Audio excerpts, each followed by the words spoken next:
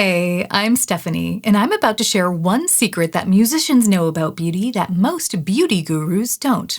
It changed my relationship with makeup, and it all started with one word that sounds fancy but is actually beautifully simple. Adagio. Now, if you're thinking, oh great, she's speaking Italian now, don't worry, I am not starting a cooking channel. Nobody would want to watch that anyway. Believe me. Adagio is just a musical term that means slow. But here's the thing. When musicians play something at an adagio tempo, magic happens.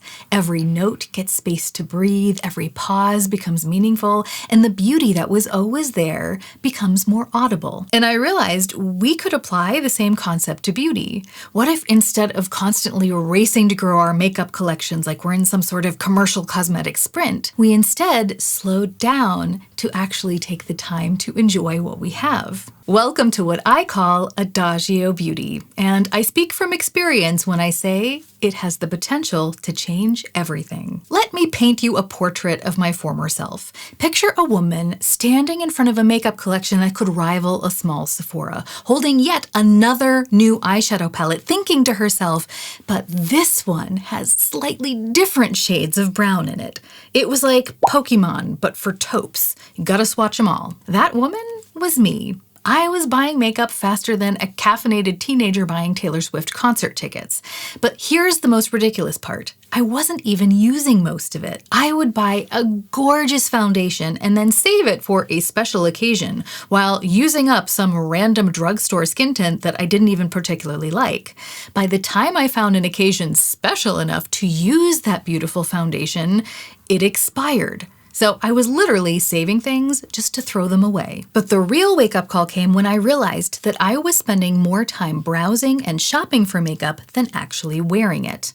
My hobby had shifted from using cosmetics to buying them. I had gone from a wearer of makeup to a collector of it.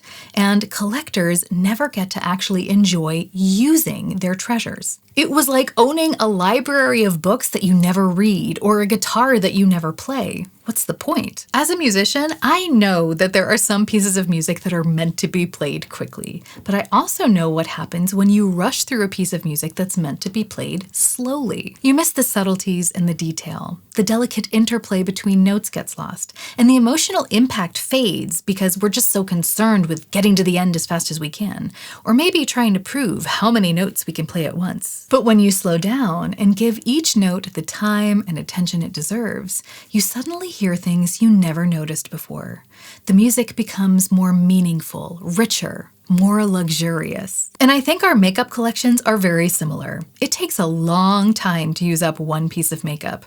For example, when was the last time you panned an entire eyeshadow palette? And because it takes so long to use these things up, that signals to me that makeup is like a piece of music that's meant to be played slowly. When we're constantly acquiring new products, we never truly get to know the ones we already have. And we miss out on a lot that way. For example, we never get to discover our new favorite way of applying that specific eyeshadow, or how that specific highlighter looks absolutely magical if you use just the tiniest amount, but apply it with your finger instead of a brush. So many of us, past me included, have been purchasing beauty products at very fast Allegro or even Presto speeds.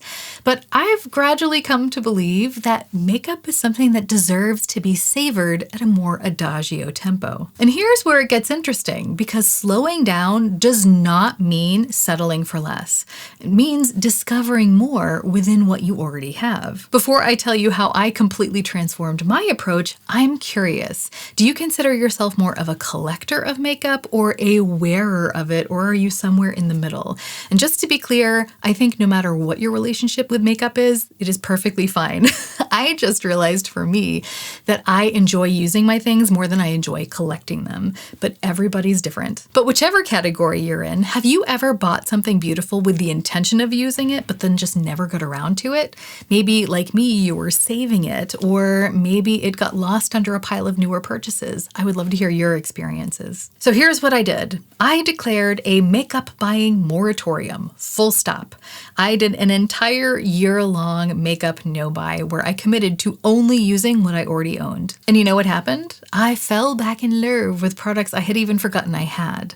I discovered that many of my my lipsticks in my collection are nearly identical, and honestly, who needs 3 true red lipsticks when you only have one mouth? I started my Panning for Gold series, where I took nearly identical products and used them side by side so I could do really direct comparisons to find out which ones really deserved to take up space in my collection. It was like getting to know old friends again, but there were also some frenemies in there, so I also did some decluttering. My collection started shrinking, but I wasn't sad about it. I was actually relieved. There's something deeply satisfying about saying, no, I do not need a 4th dupe of Charlotte Tilbury's Pillow Talk lipstick. Every product that remained was there because I genuinely loved it, not because it seemed like a good purchase at 2 a.m. when I was doom scrolling BeautyTube. Then I got organized, and I have a whole video about it if you want to watch it, but basically I gave each category of makeup its own container, and once that container is comfortably full, I can't purchase any more makeup in that category, unless of course I use something up or I'm willing to let something go. It's like having a perfectly curated collection, but for your face. Capsule Face. Sounds like a dystopian skincare brand. Capsule Face. But the most surprising part was that I began to enjoy my makeup routine more than ever before. And I think a big part of that was that I was no longer faced with products that I felt guilty about not using. Every single item in my vanity was something I either very deliberately chose to buy or very deliberately chose to keep. And that made my routine much more peaceful, intentional, and even luxurious. This is what I call Adagio Beauty. It is not about restriction. It's about intention. It's not about minimalism for minimalism's sake. Trust me, take one look at my makeup collection video and you will see very clearly I am not a minimalist. It's about luxury by discernment. You don't need everything, just the right things, used the right way. I guess you could think about it this way. When a musician plays Adagio, they're not playing less music.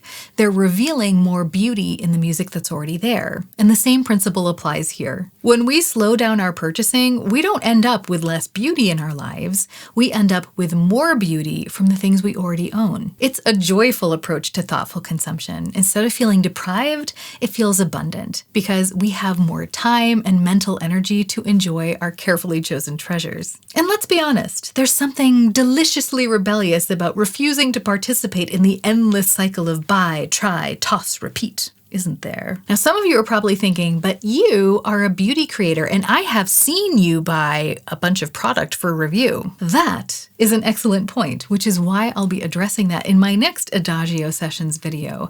Because yes, being a beauty content creator while practicing Adagio Beauty does present some interesting challenges, but I'm finding ways to make it work that might surprise you. This is just the beginning of our Adagio path together. In upcoming videos, we'll be discussing commentaries, thought processes, practical strategies, organizational systems, the art of mindful purchasing, and how to get more joy out of the products we already have. If that resonates with you, I'd love to have you along for the ride, so subscribe if you haven't already. And if you want to dive even deeper into this philosophy, I've started Club Adagio. That's my Patreon and channel membership where we take a closer look at these concepts. I post extra content there, and it's a fun way to support the channel, as my Adagio angels might tell you. The links are below, along with any notes on what we've discussed today. Thanks for letting me share this with you. I am genuinely excited to explore Adagio Beauty with you because I think you're going to love what happens when you give your existing collection the love it deserves. I'll see you in the next Adagio Sessions video where we'll tackle the big question of how to exist in the beauty community without losing sight of these principles. Until then, remember, even stumbling can be a form of moving forward.